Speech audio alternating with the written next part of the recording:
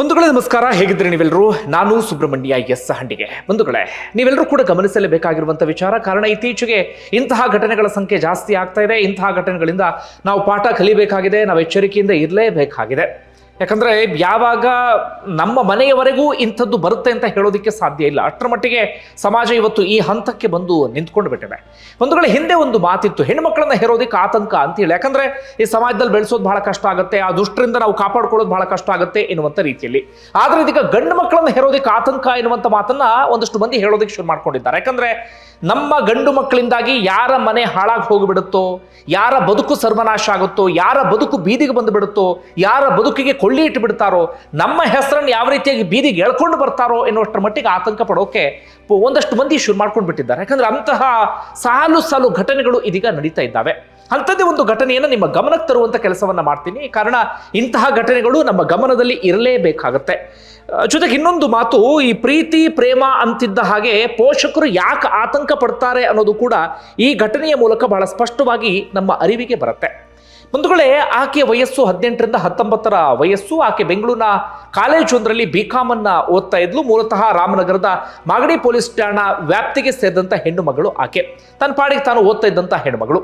ಆತನ ಹೆಸರು ವಿಕಾಸ್ ಅಂತ ಹೇಳಿ, 22ರಿಂದ 23 ವಯಸ್ಸಿನ ಆಸುಪಾಸು. ಆತನು ಕೂಡ ಮೂಲತಃ ರಾಮನಗರದ ಮಾಗಡಿ ಸ್ಟೇಷನ್ ವ್ಯಾಪ್ತಿಗೆ ಸಂಬಂಧಪಟ್ಟಂತವನು. ಪುರಸಭೆಯ ಮಾಜಿ ಅಧ್ಯಕ್ಷರೊಬ್ಬರ ಮಗ ಅಂತೆ. ಅಂದ್ರೆ ಚೆನ್ನಾಗಿ ದುಡ್ಡು ಗಿಡ್ಡು ಅಂಥದ್ದೆಲ್ಲವೂ ಕೂಡ ಇತ್ತು ಅಂತ ಕಾಣುತ್ತೆ. ಆತನು ಕೂಡ ಬೆಂಗಳೂರಿನ ಕಾಲೇಜಿನಲ್ಲಿ ಓದ್ತಾ ಇದ್ದ. ಇಬ್ಬರ ನಡುವೆ ಆರಂಭದಲ್ಲಿ ಪರಿಚಯ ಆಗಿದೆ. ಪರಿಚಯ ಆದ ಬಳಿಕ ಅದು ಸ್ನೇಹಕ್ಕೆ ತಿರುಗಿದೆ. ಅದಾದ ನಂತರ ಪ್ರೀತಿ ಪ್ರೇಮ ಅಂತ ಶುರುವಾಗಿದೆ. ಸಲುಗಿಯೂ ಕೂಡ ಆರಂಭ ಆಗಿದೆ. ಆ ವಯಸ್ಸಿನಲ್ಲಿ ಇದೆಲ್ಲವೂ ಸರ್ವೇ ಸಾಮಾನ್ಯ ಅನ್ಬೇಕು, ಏನನ್ಬೇಕೋ ಗೊತ್ತಿಲ್ಲ. ಆ ವಯಸ್ಸು ಒಂದು ರೀತಿಯಲ್ಲಿ ಅಟ್ರಾಕ್ಷನ್ನು ಅಂಥದ್ದೆಲ್ಲವೂ ಕೂಡ ಆಗ್ತಾನೆ ಇರುತ್ತೆ. ಒಂದಷ್ಟು ಮಂದಿ ಆ ವಯಸ್ಸಿನಲ್ಲೇ ತಮ್ಮ ಬದುಕನ್ನ ಸರ್ವನಾಶ ಮಾಡ್ಕೊಂಡು ಬಿಡ್ತಾರೆ. ಒಂದಷ್ಟು ಮಂದಿ ಪಾಠ ಕಲಿತಾರೆ, ಏನೇನೋ ಆಗಿ ಇಂಥದ್ದೆಲ್ಲವೂ ಕೂಡ ನಡೀತಿರುತ್ತೆ. ಬಿಡಿ, ಇವರಿಬ್ಬರ ನಡುವೆಯೂ ಕೂಡ ಅದು ಕೊನೆಗೆ ಎಲ್ಲಿಗೆ ಹೋಗಿ ತಲುಪಿದೆ ಅಂದ್ರೆ ದೈಹಿಕ ಸಂಪರ್ಕದ ಒಳಗೆ ತಲುಪಿಬಿಟ್ಟಿದೆ. ಇಲ್ಲಿ ಆಗಿದ್ದೇನಪ್ಪ ಅಂದ್ರೆ, ಆ ಹೆಣ್ಣು ಮಗಳು ಪೂರ್ತಿಯಾಗಿ ಆತನನ್ನ ನಂಬಿ ಬಿಟ್ಟಿದ್ಲು. ಆತ ನಿಜವಾಗ್ಲೂ ಪ್ರೀತಿ ಮಾಡ್ತಾ ಇದ್ದಾನೆ, ಆತ ನಿಜವಾಗ್ಲೂ ನನ್ನ ಜೊತೆಗೆ ಇರ್ತಾನೆ, ಮುಂದೊಂದು ದಿನ ಮದುವೆ ಆಗ್ತೀವಿ, ಅದ್ಭುತವಾಗಿ ಬದುಕನ್ನ ಕಟ್ಕೊಳ್ತೀವಿ, ಈ ರೀತಿಯಾಗಿ ಆಕೆ ಬಣ್ಣದ ಕನಸನ್ನ ಕಟ್ಕೊಂಡಿದ್ಲು. ಹೀಗಾಗಿ ಈ ಕಳೆದ ತಿಂಗಳಷ್ಟೇ, 1-2 ತಿಂಗಳ ಹಿಂದಷ್ಟೇ ಅವರಿಬ್ಬರ ನಡುವೆ ದೈಹಿಕ ಸಂಪರ್ಕದವರೆಗೂ ಕೂಡ ಬಂದಿದೆ. ಆದರೆ ಈಕೆ ಅಂದುಕೊಂಡ ರೀತಿಯಲ್ಲಿ ಆತ ಇರಲಿಲ್ಲ. ಆತನಿಗೆ ಅಷ್ಟೊತ್ತಿಗಾಗಲೇ ಇರಬಾರ್ದಂಥದ್ದೆಲ್ಲವೂ ಕೂಡ ಶುರುವಾಗಿಬಿಟ್ಟಿತ್ತು. ಹೆಣ್ಮಕ್ಕಳ ಶೋಕಿ ಅದು ಇದು ಎಲ್ಲವೂ ಕೂಡ ಆರಂಭ ಆಗಿಬಿಟ್ಟಿತ್ತು. ಆತನ ತಲೆಯಲ್ಲಿದ್ದಿದ್ದು ಏನಪ್ಪಾ ಅಂದ್ರೆ, ಈ ಹೆಣ್ಣು ಮಗಳನ್ನ ಹೇಗಾದ್ರೂ ಮಾಡಿ ಬೆಳೆಸ್ಕೊಳ್ಬೇಕು, ನಾನು ಆಕೆಯನ್ನ ಏನ್ ಬೇಕೋ ಆ ರೀತಿಯಾಗಿ ಉಪಯೋಗಿಸ್ಕೊಳ್ಬೇಕು ಅನ್ನೋದು ಮಾತ್ರ ಆತನ ಮನಸ್ಸಿನಲ್ಲಿದ್ದಿದ್ದು. ಆದ್ರೆ ಈ ಹೆಣ್ಣು ಮಗಳಿಗೆ ಅದು ಅರ್ಥ ಆಗಲಿಲ್ಲ. ಅಂತಿಮವಾಗಿ ಏನ್ ಮಾಡಿದ್ದಾನೆ, ದೈಹಿಕ ಸಂಪರ್ಕವನ್ನ ಬೆಳೆಸಿದ್ದು ಮಾತ್ರ ಅಲ್ಲ, ಆಕೆಗೆ ಗೊತ್ತಾಗದ ರೀತಿಯಲ್ಲಿ ವಿಡಿಯೋ ರೆಕಾರ್ಡ್ ಕೂಡ ಮಾಡಿಟ್ಕೊಂಡು ಬಿಟ್ಟಿದ್ದಾನೆ. ಆ ಕಾರಣಕ್ಕಾಗಿ ಹೇಳ್ತಿರೋದು ಹೆಣ್ಣು ಮಕ್ಕಳಿಗೆ. ಆ ಕಾರಣಕ್ಕಾಗಿ ಪೋಷಕರು ಪ್ರೀತಿ ಪ್ರೇಮ ಅಂದಾಗ ಆತಂಕ ಪಡೋದು. ಎಲ್ಲಿ ತಮ್ಮ ಬದುಕನ್ನ ಸರ್ವನಾಶ ಮಾಡ್ಕೊಂಡು ಬಿಡ್ತಾರೋ, ಎಲ್ಲಿ ಬರ್ಬಾದ್ ಆಗ್ಬಿಡ್ತಾರೋ, ಅಥವಾ ಬೀದಿಗೆ ಬಂದು ಬಿಡ್ತಾರೋ, ಅಥವಾ ಎಷ್ಟೋ ಹೆಣ್ಮಕ್ಳಿಗೆ ಅದನ್ನು ಸಹಿಸಿಕೊಳ್ಳೋದಕ್ಕೆ ಸಾಧ್ಯ ಆಗೋದಿಲ್ಲ, ಕೊನೆಗೆ ಪ್ರಾಣ ಕಳ್ಕೊಳ್ಳುವ ಹಂತಕ್ಕೂ ಕೂಡ ಹೋಗಿಬಿಡ್ತಾರೆ. ಆ ಕಾರಣಕ್ಕಾಗಿ ಪೋಷಕರಿಗೆ ಆತಂಕ. ಹೆಣ್ಮಕ್ಳಿಗೂ ಆ ಕಾರಣಕ್ಕಾಗಿ ಹೇಳೋದು. ಆ ವಯಸ್ಸಲ್ಲಿ ಅಟ್ರಾಕ್ಷನ್, ಮತ್ತೊಂದು ಮಗದೊಂದು ಎಲ್ಲವೂ ಕೂಡ ಸರ್ವೇ ಸಾಮಾನ್ಯ. ಅದೊಂದು ಮಹಾ ತಪ್ಪು, ಮತ್ತೊಂದು ಮಗದೊಂದು ಅಂತ ಹೇಳೋದಕ್ಕೆ ಸಾಧ್ಯ ಆಗೋದಿಲ್ಲ. ಎಲ್ಲರೂ ಕೂಡ ಆ ವಯಸ್ಸನ್ನ ದಾಟ್ಕೊಂಡು ಬಂದಿರ್ತಾರೆ. ಆದರೆ ಒಮ್ಮೊಮ್ಮೆ ಈ ಎಕ್ಸ್ಟ್ರೀಮ್ ಹಂತಕ್ಕೆ ಹೋಗುವ ಸಂದರ್ಭದಲ್ಲಿ ಎಚ್ಚರಿಕೆಯಿಂದ ಇರಲೇಬೇಕಾಗತ್ತೆ. ನಮ್ಮ ಬುದ್ಧಿನ ಇನ್ಯಾರೋ ಕೈಗೆ ಕೊಡೋದು ಯಾವುದೇ ಕಾರಣಕ್ಕೂ ತರ ಅಲ್ಲ. ಇಲ್ಲೂ ಕೂಡ ಹಾಗಾಗಿದೆ. ಆತ ವಿಡಿಯೋವನ್ನ ಮಾಡಿಟ್ಕೊಂಡಿದ್ದಾನೆ. ಅದಾದ ಬಳಿಕ ಆತ ಸುಮ್ಮನೆ ಇದ್ದಾನ? ಇಲ್ಲ. ಆ ವಿಡಿಯೋವನ್ನ ಆಕೆಗೆ ಕಳಿಸಿದ್ದಾನೆ. ಆಕೆಗೆ ಆಕಾಶವೇ ತಲೆ ಮೇಲೆ ಕಳಚಿ ಬಿದ್ದಂಗೆ ಆಗಿದೆ. ಆತನನ್ನು ನಂಬಿದೆ, ನನ್ನನ್ನು ಆತನಿಗೆ ಸಮರ್ಪಿಸಿಕೊಂಡೆ. ಆದ್ರೆ ಆತ ಇದೀಗ ವಿಡಿಯೋ ರೆಕಾರ್ಡ್ ಮಾಡಿಟ್ಕೊಂಡಿದ್ದಾನೆ ಎನ್ನುವಂತ ಆತಂಕ ಹೆಣ್ಮಗಳಿಗೆ ಶುರುವಾಗಿಬಿಟ್ಟಿದೆ. ಅದಾದ ಬಳಿಕ ಆತ ತನ್ನ ಬುದ್ಧಿಯನ್ನ ತೋರಿಸೋದಿಕ್ಕೆ ಶುರು ಮಾಡ್ಕೊಂಡಿದ್ದಾನೆ. ಏನು ಮಾಡಿದ್ದಾನೆ, ಆ ವಿಡಿಯೋವನ್ನ ತೋರಿಸಿ ಈಕೆಗೆ ಬ್ಲಾಕ್ ಮೇಲ್ ಮಾಡೋದಕ್ಕೆ ಶುರು ಮಾಡ್ಕೊಂಡಿದ್ದಾನೆ. ಇನ್ಮೇಲೆ ನಾನು ಕರೆದಾಗ್ಲೆಲ್ಲ ಬರಬೇಕು, ಇನ್ಯಾವುದೇ ಕಾರಣಕ್ಕೂ ನೀನು ಇಲ್ಲ ಅನ್ನಂಗಿಲ್ಲ. ನೀನೇನಾದ್ರೂ ಇಲ್ಲ ಅಂದ್ಬಿಟ್ರೆ, ಈಗ ಒಂದು ಸೋಷಿಯಲ್ ಮೀಡಿಯಾ ಇದೆಯಲ್ಲ, ಸೋಷಿಯಲ್ ಮೀಡಿಯಾದಲ್ಲಿ ವೈರಲ್ ಮಾಡ್ತೀನಿ, ನಿನಗೆ ಸಂಬಂಧಪಟ್ಟಂಥವ್ರಿಗೆ ಕಳಿಸ್ತೀನಿ, ಹಾಗೆ ಮಾಡ್ತೀನಿ, ಹೀಗೆ ಮಾಡ್ತೀನಿ, ನಾನು ಹುಡುಗ, ನನಗೇನು ಆಗಲ್ಲ, ನೀನು ಬದುಕು ಹಾಗಾಗ್ಬಿಡುತ್ತೆ ಹೀಗಾಗ್ಬಿಡುತ್ತೆ ಎನ್ನುವ ರೀತಿಯಲ್ಲಿ ಹೆದರಿಸ್ಬಿಟ್ಟಿದ್ದಾನೆ. ಆ ಹೆಣ್ಣು ಮಗಳಿಗೆ ಆಗ ಆತಂಕ ಶುರುವಾಗಿದೆ. ಮೊದಲು ಆಕೆ ಯೋಚನೆ ಮಾಡಿಲ್ಲ, ಮೊದಲು ಆಕೆ ತನ್ನ ಬುದ್ಧಿಯನ್ನು ಎಲ್ಲಿಟ್ಟು ಬಂದಿದ್ಲೋ ಗೊತ್ತಿಲ್ಲ. ಅದಾದ ಬಳಿಕ ಆಕೆಗೆ ಆತಂಕ ಶುರುವಾಗ್ಬಿಟ್ಟಿದ್ರೆ ನನ್ನ ಬದುಕು ಹಾಳಾಗೋದಿಕ್ಕೆ ಶುರುವಾಗಿದೆ ಅಂತ ಹೇಳಿ. ಅದಾದ ಬಳಿಕ ಈ ವಿಕಾಸ್ ಸುಮ್ಮನೆ ಇದ್ದಾನ? ಇಲ್ಲ.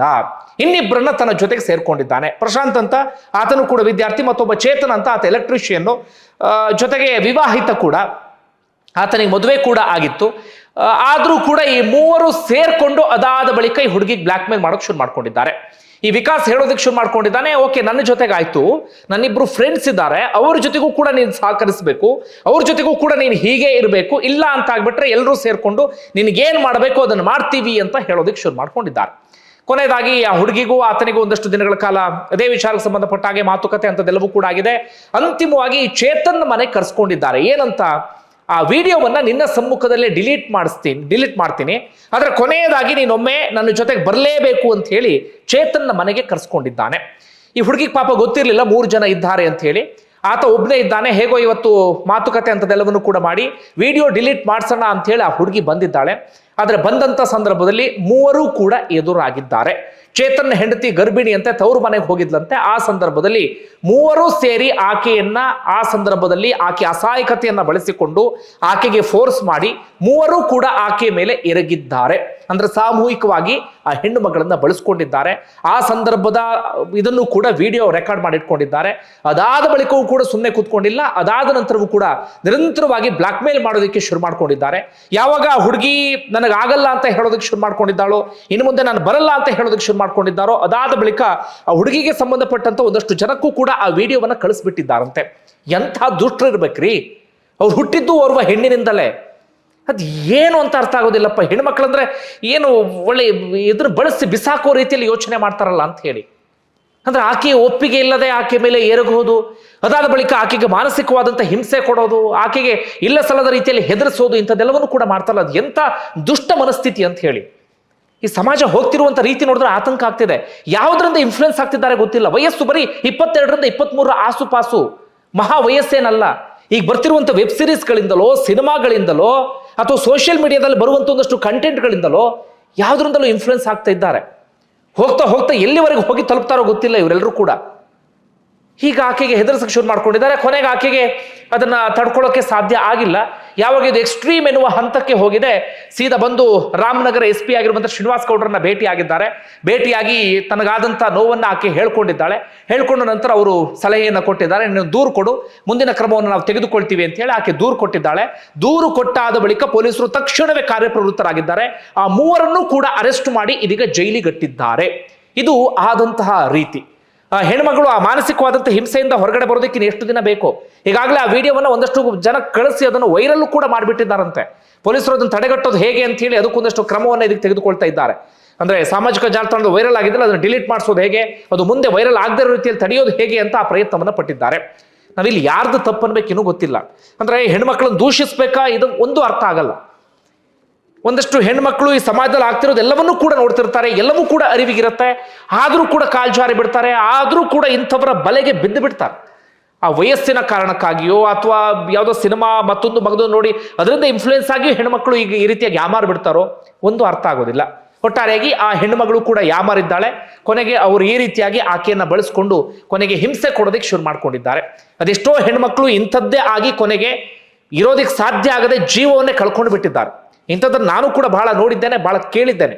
ಇದು ನೋಡ್ತಿರುವಾಗ ಆತಂಕ ಶುರುವಾಗ್ಬಿಡುತ್ತೆ ಮನೆಯ ಹೆಣ್ಮಕ್ಳನ್ನ ನೆನೆಸ್ಕೊಂಡಂಥ ಸಂದರ್ಭದಲ್ಲಿ. ಇದು ಆಗಿರುವಂತಹ ಘಟನೆ. ಸದ್ಯ ಈ ಘಟನೆಗೆ ಸಂಬಂಧಪಟ್ಟ ಹಾಗೆ ಸಾಕಷ್ಟು ಚರ್ಚೆ ಆಗ್ತಾ ಇದೆ. ಮತ್ತೊಂದು ಇದೆಲ್ಲದಕ್ಕೂ ಕೂಡ ಕಾರಣ ಏನಪ್ಪಾ ಅಂದ್ರೆ, ನೋಡಿ 3 ಜನರನ್ನ ಅರೆಸ್ಟ್ ಮಾಡಿದ್ದಾರಲ್ಲ, ಒಂದು ಸ್ವಲ್ಪ ದಿನ ಆಗ್ತಾ ಇದ್ದ ಹಾಗೆ ಇವರೆಲ್ಲರೂ ಕೂಡ ಬೇಲ್ ಮೇಲೆ ಹೊರಗಡೆ ಬರ್ತಾರೆ, ಆರಾಮಾಗಿರ್ತಾರೆ. ಹಾಗೆ ಹೊಸ ಒಂದು ಸಂಗತಿಯು ಕೂಡ ಗೊತ್ತಾಗ್ತದೆ. ವಿಕಾಸ್ ಎನ್ನುವಂತ ಹುಡುಗ ಇದೇ ರೀತಿಯಾಗಿ ಸಾಕಷ್ಟು ಹೆಣ್ಮಕ್ಳಿಗೆ ಮಾಡಿದ್ದಂತೆ, ಸಾಕಷ್ಟು ಹೆಣ್ಮಕ್ಳ ವಿಡಿಯೋ ಕೂಡ ಫೋನ್ನಲ್ಲಿ ಇಟ್ಕೊಂಡಿದ್ದಂತೆ. ಆ ವಿಚಾರವೂ ಕೂಡ ಇದೀಗ ಹೊರಗಡೆ ಬರ್ತಾ ಇದೆ. ನಮ್ಮಲ್ಲದಷ್ಟು ರಾಜಕಾರಣಿಗಳೇ ಇಂಥದ್ದೆಲ್ಲವೂ ಕೂಡ ಮಾಡಿ ಸದ್ಯ ಓರ್ವ ಜೈಲಲ್ಲಿದ್ದಾನೆ, ನಿಮ್ಮೆಲ್ಲರಿಗೂ ಕೂಡ ಗೊತ್ತಿದೆ. ಇನ್ನು ಏನು ಇವ್ರಿಗೆ ಏನು ಹೇಳೋದು ಹೇಳಿ, ಸಾಮಾನ್ಯ ಜನರಿಗೆ ಏನು ಹೇಳೋದು ಹೇಳಿ. ರಾಜಕಾರಣಿಗಳೇ ಹಾಗೆ ಮಾಡ್ತಾರೆ. ಓರ್ವ MP ಆಗಿದ್ದಂಥ ವ್ಯಕ್ತಿಯೇ ಆ ರೀತಿಯಾಗಿ ಮಾಡಿದ್ದ. ಈ ಹುಡುಗನು ಕೂಡ ಅದೇ ರೀತಿಯಾಗಿ ಮಾಡಿದ್ದಾನೆ. ಒಟ್ಟಾರೆಗೆ ಇದಾಗಿದ್ದಲ್ಲ, ನಾನು ಆಗ್ಲೇ ಹೇಳ್ತಾ ಇದ್ದೆ, ಬೇಲ್ ಮೇಲೆ ಹೊರಗಡೆ ಬರ್ತಾರೆ. ನಮ್ಮಲ್ಲಿ ಕಾನೂನು ಈ ರೀತಿ ಇರುವಂತಹ ಕಾರಣಕ್ಕಾಗಿಯೇ ನಮ್ಮಲ್ಲಿ ಒಂದಷ್ಟು ಮಂದಿ ಈ ರೀತಿಯಾಗಿ ಬಾಲ ಬಿಚ್ಚುತ್ತಿರೋದು ಅಥವಾ ಮನಸ್ಸಿಗೆ ಬಂದಂತ ವರ್ತನೆಯನ್ನು ತೋರ್ತಾ ಇರೋದು. ಹೀಗಾಗಿ ಕಾನೂನು ಕಠಿಣ ಆಗಲೇಬೇಕಾಗಿದೆ. ಇವ್ರಿಗೆ ಸರಿಯಾದ ರೀತಿಯಲ್ಲಿ ಶಿಕ್ಷೆಯನ್ನು ವಿಧಿಸಿ ಇನ್ನೊಂದಷ್ಟು ಮಂದಿ ಇಂತಹ ಕೃತ್ಯವನ್ನು ಎಸಗೋಕು ಮುನ್ನ 100 ಬಾರಿ ಯೋಚನೆ ಮಾಡುವಂತೆ ಮಾಡಲೇಬೇಕಾಗಿದೆ. ಒಂದು ವೇಳೆ ನಿಮ್ಗೆ ಏನಿಸುತ್ತೆ ಕಮೆಂಟ್ ಬಾಕ್ಸ್ ಅಲ್ಲಿ ಮೆನ್ಷನ್ ಮಾಡಿ. ಧನ್ಯವಾದ ವಿಡಿಯೋ ನೋಡಿದಾಗ.